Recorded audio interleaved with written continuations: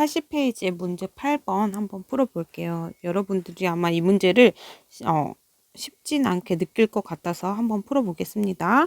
지금 x세제곱 빼기 x제곱 빼기 kx 더하기 k는 0이라는 3차 방정식이 있는데 이 3차 방정식의 근은 한 개의 무슨 근? 그죠? 실근을 갖고 또 두 개의 무슨 근을 갖는데요.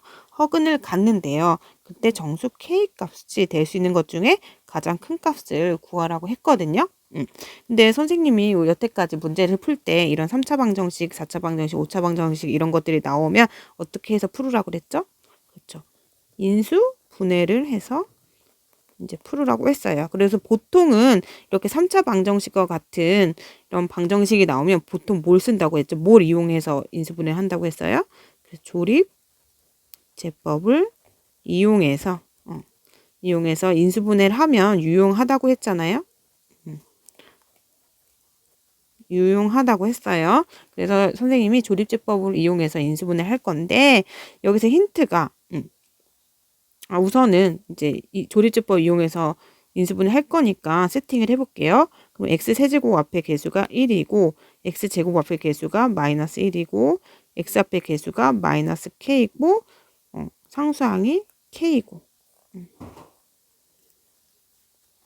그리고 또 중요한 거는 여기 들어오는 네모가 이 방정식에 이 3차 방정식에 한 개에 뭐가 들어와야 돼요?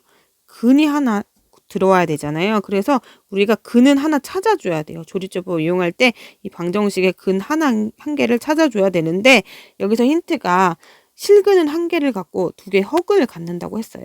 그럼 우리가 찾을 때 실근을 하나 찾는 게 편해요? 허근을 찾는 게 편해요? 솔직히 허근을 찾을 수가 있나요? 있을까요? 어쨌든 실근을 찾는 게 훨씬 편하죠. 편하니까 실근을 찾아볼 텐데 그때 선생님이 말했던 게 있죠. 후보. 근이 될 수 있는 후보는 뿔마, 최고, 차항, 개수, 약수분해, 상수항, 약수를 찾으면 되는데 뿔마하고 그러면 최고차항의 개수는 1이잖아요. 1의 약수 뭐가 있어요? 뿔마 1이죠. 1의 약수는 1이고 상수항이 뭐예요? K예요. K 약수는 솔직히 K가 뭔지 모르니까 K 약수는 정확하게 모르지만 모든 수의 약수가 1이 포함되어 있잖아요. 그래서 우리가 알 수 있는 거는 1하고 K. K가 어떤 수인지 모르니까 약수를 잘 모르지만 어쨌든 1은 포함하잖아요. 그래서 대충 후보가 될 수 있는 것 중에는 뿔마 1, 뿔마 K 이런 것들이 있을 거란 말이에요. 그리고 이 수 중에 작은 것부터 이 방정식에 넣어보면 어떤 것들이 근이 되죠? 한번 1부터 넣어볼까요? 1을 넣으면 1의 세제곱 마이너스 1의 제곱 마이너스 K 곱하기 1 더하기 K 하면 0이 나오나요? 그렇죠. 0이 나오네요. 그래서 이 네모에 들어갈 수 있는 거는 뭐가 되냐면 1이 하나 이렇게 들어갈 수 있어요. 그러면 이제 조립제법 이용해 볼게요. 그러면 1은 그대로 내려오고 1 곱하기 1은 1이고 둘이 더하면 0이 되고 1 곱하기 0은 뭐가 되죠? 0이 되고 또 마이너스 k랑 0이랑 더하면 뭐가 돼요? 마이너스 k가 되고 1 곱하기 마이너스 k는 마이너스 k고 더하면 뭐가 돼요? 0이 되죠. 그래서 우리가 해석해야 되는 거는 이 1을 보고 x-1을 해석할 수 있어야 되고 지금 요 보라색 1은 x세제곱의 개수니까 요 파란색 1은 뭐예요? x제곱의 개수고 0은 x의 개수고 또 요 마이너스 k는 상수 항이 되겠죠. 그래서 우리가 x세제곱 마이너스 x제곱 마이너스 kx 더하기 k는 0이라는 3차 방정식이 있는데 얘를 인수분해를 해서 x 마이너스 1 곱하기 요거는 뭐죠? x제곱 마이너스 k죠. x제곱 마이너스 k로 이렇게 인수분해를 할 수 있었어요.